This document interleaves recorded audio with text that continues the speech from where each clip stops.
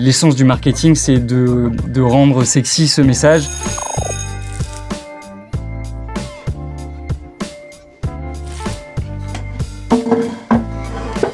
Bonjour messieurs, dames. Allez, c'est parti. Tac. Ok. T'es qui? Alors je suis Savinien de Bréa, mais personne ne me connaît. Encore vert. Tu aimerais parler de quoi aujourd'hui?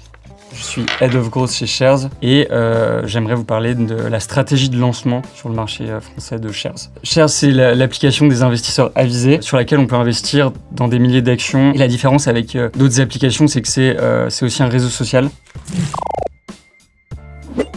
Head of Growth, c'est faire croître la base d'utilisateurs de l'entreprise. Ça commence par les utilisateurs et ça finit en CA, en revenus, avec plein d'étapes intermédiaires. Mais l'objectif final, c'est générer plus de cash pour le business, développer une stratégie de lancement sur le marché français. On a lancé cette campagne pour appeler les gens à candidater pour devenir membre fondateur. On a poussé du contenu autour de cette campagne. Donc on a créé beaucoup de contenu qu'on a poussé sur Insta, sur TikTok.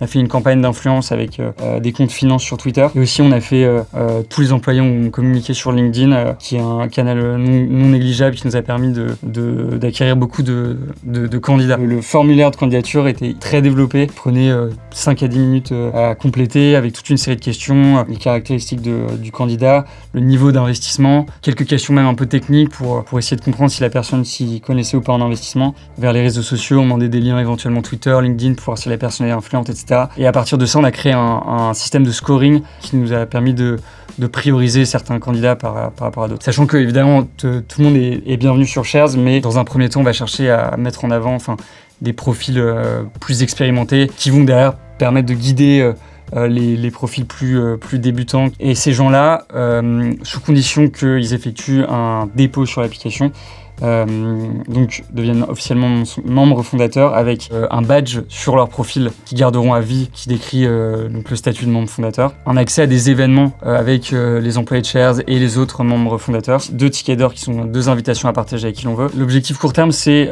d'identifier les 1000 premiers investisseurs de l'app, les gens les plus motivés, nos early adopters qui vont nous accompagner pendant la croissance du projet. On priorise dans un premier temps les gens qui ont de l'expérience, qui vont arriver sur l'app tout de suite, investir, décrire pourquoi ils investissent dans tel ou tel actif, etc.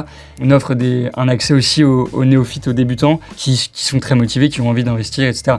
Et demain, l'application sera accessible à tout le monde. C'est un réseau social, donc l'idée, c'est aussi que les gens créent une publication sur le feed qui peut être commentée, etc. On s'est permis une campagne d'influence sur Twitter, Meta et TikTok, mais qui nous a permis d'aller chercher des profils plus expérimentés, des influenceurs crypto sur Twitter qui avaient une base de followers, de gens qui savaient déjà investir, donc c'est ce qu'on recherche aussi. On a aussi beaucoup communiqué sur LinkedIn et ça a très bien marché.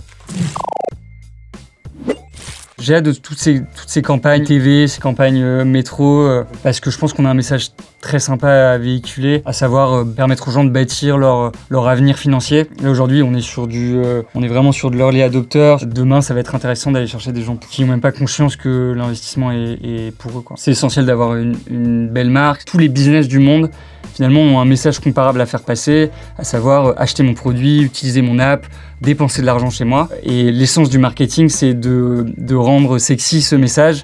Et ça passe par la créativité. L'investissement, c'est compliqué d'accès, donc on se doit d'être créatif et de réussir à rendre le truc, à rendre l'activité sympathique pour que les gens s'y intéressent.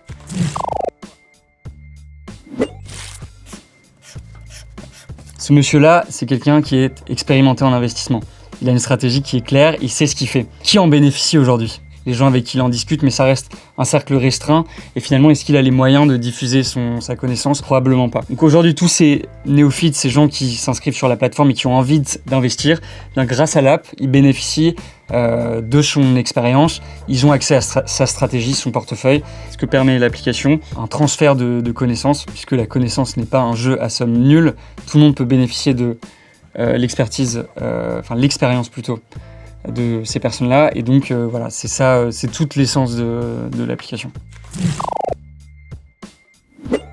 J'embrasse tous mes professeurs et je les invite à s'inscrire sur Sur Shares, ils peuvent encore devenir membres fondateurs. Donc voilà. À l'école primaire, j'étais pas une grande fashion victime. J'avais le SPAC, j'étais follower. Ouais, plein de trucs. Les cartes Pokémon, j'étais grand collectionneur. Une fois, j'ai fanfaronné à la piscine, je me suis fait voler toutes mes cartes. Donc ça, c'était un événement triste. La devise de ma famille, c'est Fides in adversis, foi dans l'adversité. Je pense que c'est important dans la vie comme en business. Résilience et persévérance.